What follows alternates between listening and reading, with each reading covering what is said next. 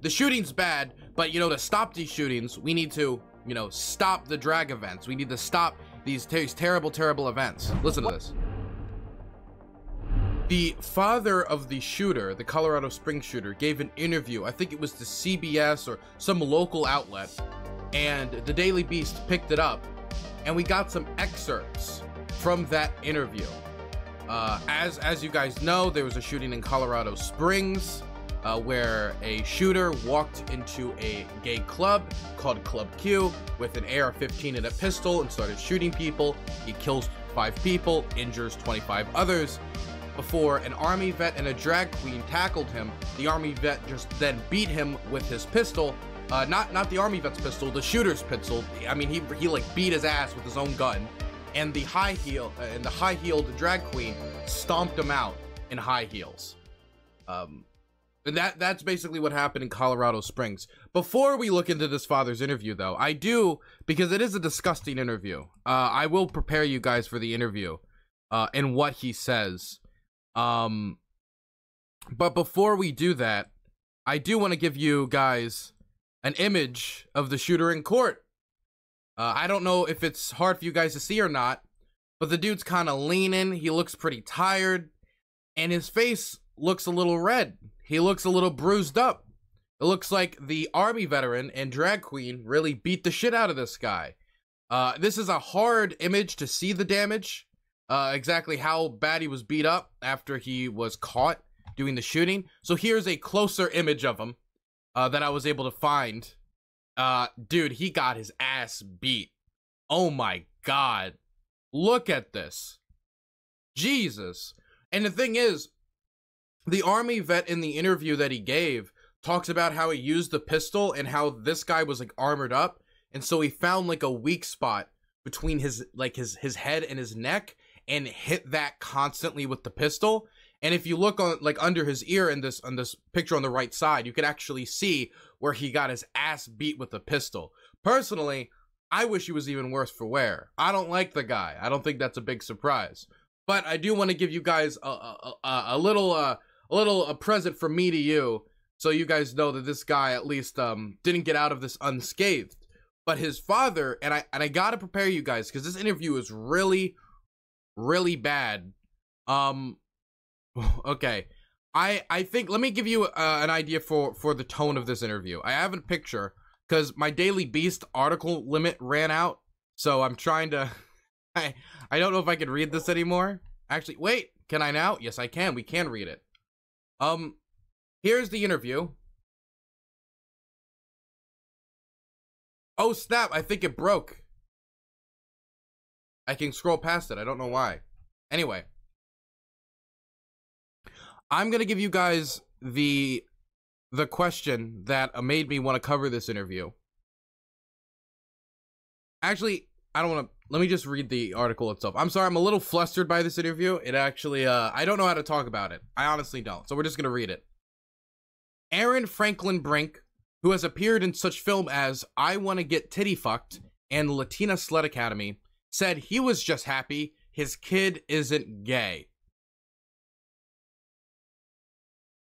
This is the father of the Club Q shooter, who is also a former MMA fighter, porn star, and TV star, because he was in a show where he talked about his meth addiction.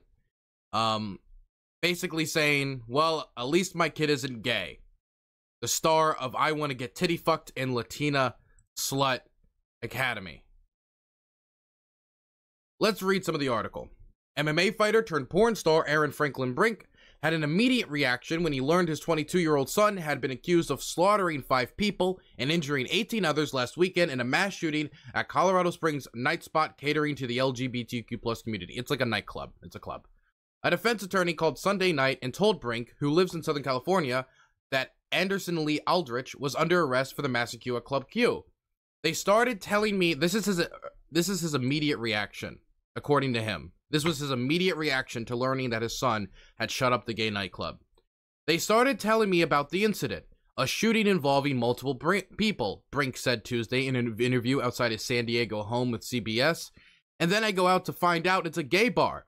I said, God, is he gay? I got scared. Shit, is he gay? And he's not gay. So I said, phew.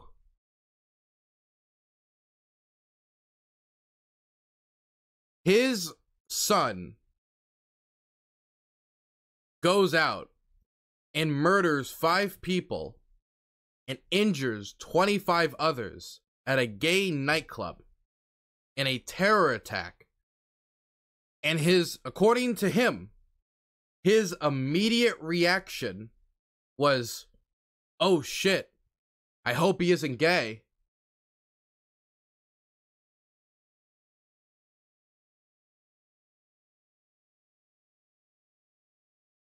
The reaction to this shooting generally, not just from this guy's reaction has been the worst, but the reaction to this shooting generally has just been so piss poor from not only online commentators, but even sometimes the media. I mean, Tucker Carlson had the leader of Gays Against Groomers on his show last night, and on that show, they basically said, hey, you know, if we want these attacks to stop happening, if we want people to stop getting murdered, we need to stop the grooming. You know, if we really want to stop getting killed in terror attacks, we need to stop the grooming. I think I actually have the clip pulled up somewhere. Here it is. Let's play that clip quickly, so you just get an idea, because this is not like an isolated, terrible reaction to the shooting. Usually, it's the thoughts and prayers, and I was always angered by the thoughts and prayers. But when this is the reaction we're getting this time, it makes me want to bring back the time that the Republican Party just said thoughts and prayers and did nothing, because this is worse than doing nothing. Listen to this. Tucker Carlson thought it was appropriate after the shooting to bring on this person, this leader of Gays Against Groomers, to talk about grooming and how that's the issue here. Not the shooting's bad, but, you know, to stop these shootings, we need to, you know, stop the drag events. We need to stop these terrible, terrible events. Listen to this. Right. I mean, it shouldn't have to be said, but what is anti-LGBTQ that these people need to understand, and what is putting our community in great danger is, you know, claiming that all of us support this and just associating all of us with this. You know, saying that groomer is an anti-LGBTQ slur, that is doing irreparable damage to us as a whole, and it's putting a really... I just say, they know what they mean and what people mean when they say groomer is an anti-queer slur. They're not saying that, oh, how dare you go after somebody for being a groomer. Groomer's perfectly fine. You know, gays are all groomer. That's not what they're saying. What they're saying is, it seems to be that if somebody is queer in any way and they engage with children, they're accused of being a groomer. And this isn't a new phenomenon. I know it's getting covered more in the press and more in the media now, and we're seeing it more with the hardcore reaction to things like Drag Queen Story Hour or the existence of queer teachers in classrooms, stuff like that. But a lot of it is like old holdovers. I mean, I talk about this every single time this topic comes up, but back in like the 1950s and 60s, there were like police videos explaining to communities to beware the homosexual, that the homosexual is a predator and they're going to come for your children, and your children needs to know the signs of homosexuality if they want to keep themselves safe from being molested, where these police videos were equating homosexuality with pedophilia by default. And so this has been used as an anti-queer attack for not even like the last year or two, but for like 80 years, 100 years, for a very long time. This has been an anti-queer attack. So when somebody says like groomer is an anti-queer slur, that's not how I would phrase it, because I know how it can be used. And when you say it like that, as this person is doing here, but it is trying to like point at a real issue where it seems that any expression of queerness or gender nonconformity around the presence of children, just like the existence of queer people around children, is equated to grooming. As in, if you're queer around a children, i.e. like you have like a wedding ring on with your husband, or if a kid asks you, you say, yes, I am gay, or if something like that, or you're wearing gender nonconforming clothes, that's grooming. And that is wrong. That's not true. That isn't grooming. You can't just make a child gay or queer or trans by putting on a dress or having on a wedding ring, or by exclaiming when asked, oh yes, I am gay, he's my husband. Ridiculous. And that's why people are saying that. They're not saying it because like, oh, grooming is socially acceptable. They're saying it because queer people keep getting accused of being groomers when they're not. It's like, what's a good comparison to this would be, you ever hear like somebody, you know, some people call black people thugs. Now, that's not to say that there aren't thugs and like there aren't people who actually act like thugs and go and mug people and do crimes, but that has been disproportionately thrown at black people to characterize them in a criminal style, to make them look like they're dangerous and they're predators and they're going after you and they're gonna mug you. I see it in like the same tone. Is thug an anti-black slur? I mean, it's not the phrasing I would use, but thug has 100% been used in an anti-black manner. And when I hear the word, it's hard for me not to associate it with some sort of like anti-blackness. Large target on our backs. And unfortunately, you know, the tragedy that happened in Colorado Springs the other night, you know, it was expected and predictable. We all within Gays Against Groomers saw this coming from a mile away. Yeah. And sadly, I don't think it's going to stop until we end this evil agenda that is attacking children. The thing that really gets me here is, for her, the problem is the violence and in her mind the supposed grooming. And so the way to stop the violence is to defeat these evil groomers. The problem here that needs to be solved isn't like, hey, we need to target these far-right attitudes that lead to people go hating and murdering gays. Hey, we need to change on how we talk about homosexuality and queer culture, so we're making sure not to hopelessly demonize gays and paint them all as groomers. Hey, no, that's not the problem. The solution to this is to just, you know, stop the queers. Stop them from doing the supposed grooming. The far-right element doesn't even seem to come into play here. The changing how we talk about homosexuality doesn't seem to even come into play here. And again, she's saying this on Tucker Carlson's show, right? Tucker Carlson's show has, on multiple occasions, accused people of engaging in grooming who have no record of pedophilia, no record of molestation, no record of grooming children. This is the worst channel on the world, the worst show in the world where you could be trying to deliver this message, unless this message isn't meant for, you know, me and other queer people or you know, our audiences or the general public. It's meant for Tucker Carlson's, like, you know, right-wing fan base. Anyway, let's continue with this interview. A defense attorney, we already read that. Brink, who has appeared in such films as My MILF Boss 8, I Want to Get Titty Fucked, and Latina Slut Academy, told CBS, you know, Mormons don't do gay. We don't do gay. There's no gays in the Mormon church. We don't do gay. The Mormon church has confirmed that Aldrich was a member, but has not been active in some time.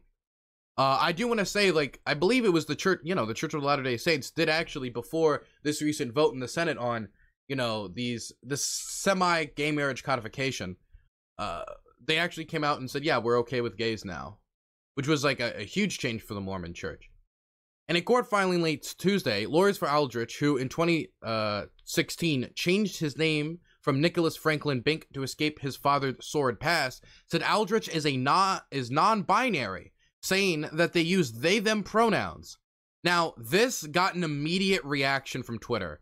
I don't know if you guys were looking at Twitter when this dropped, but immediately everybody started jumping to conclusions of like, yo, look at this. They use they/them pronouns. Oh my god, it looks like this wasn't a hate crime after all. This is just, like, I don't know, trans-on-trans violence.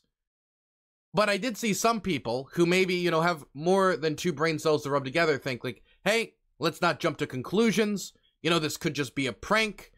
This could just be, yeah, I'm an attack helicopter, guys. You can't prosecute me. That would be just somebody, like, pulling your leg. I even saw, like, content creators like Nuance Bro, you know, solidly right-wing people step up and say, hey, like, he could obviously be doing that. This could obviously be, like, a prank on his part.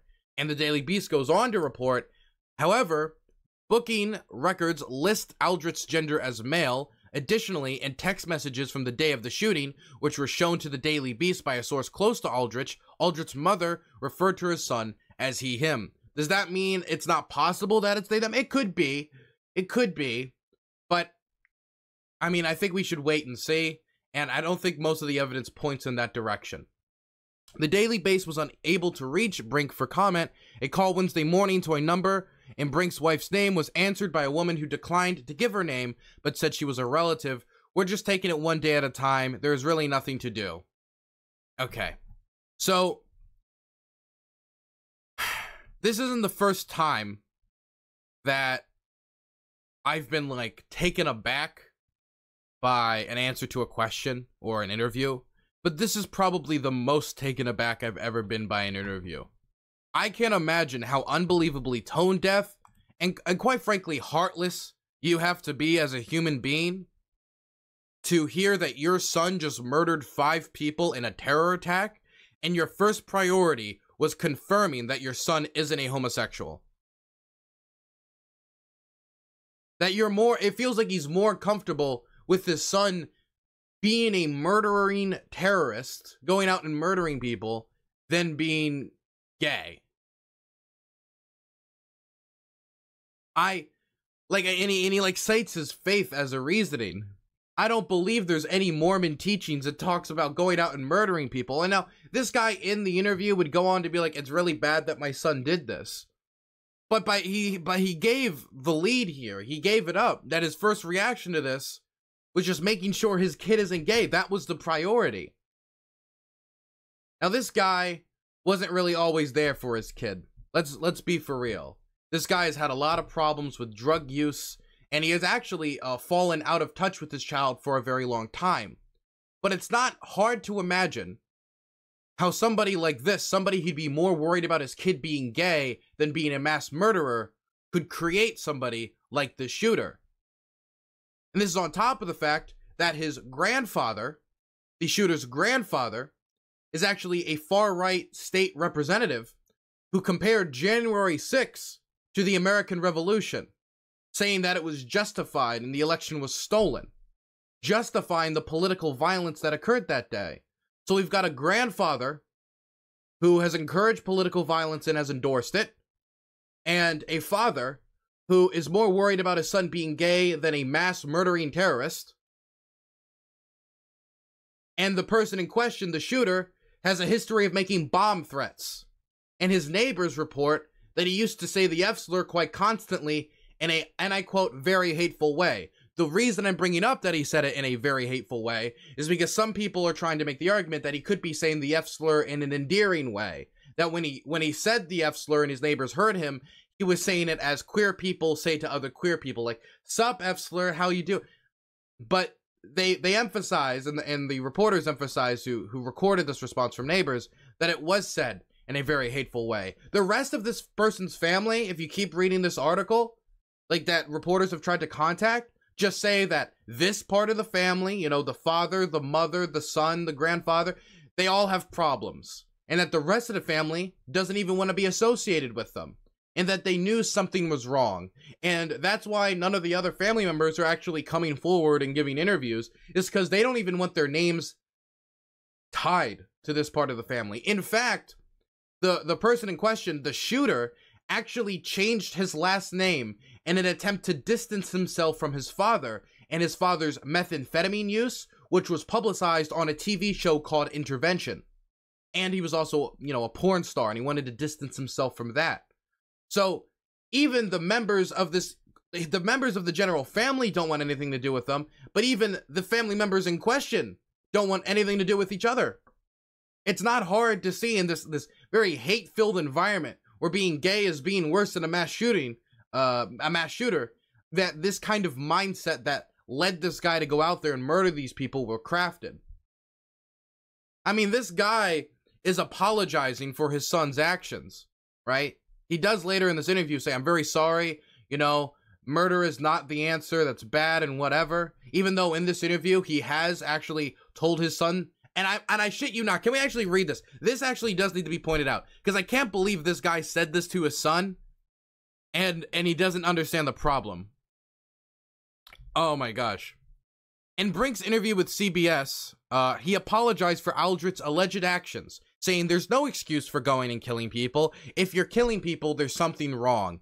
It's not the answer. At the same time, morally corrupt, bankrupt man. At the same time, Brink, a recovering methamphetamine user who once appeared on the reality TV show Intervention, said he praised Aldrich for violent behavior really early. I told him it works. It is instant and you'll get immediate results. I mean, this family was so broken that apparently the father at one point actually thought his kid committed suicide because they fell out of touch so much. And the kid wanted nothing to do with the father. And it was only after they had a phone call like a few months ago that they actually regained contact. It is not difficult to see how this family environment, combined with the propaganda that's being pumped out, the anti-queer propaganda that's being pumped out on a consistent basis, can create this hateful mind. If you think being gay is worse than being a mass murderer, it's not hard to understand how he became a mass murderer, isn't it? I mean, a lot of problems start in the home. I gotta say, I try to, show like a straight face when covering war and conflict and a lot of horrific stuff. But this interview is really bad. It's really, really grotesque. And I thought this story couldn't get worse, but somehow it did. This is a really, really bad interview. And I don't understand how this man could say this on camera. My God.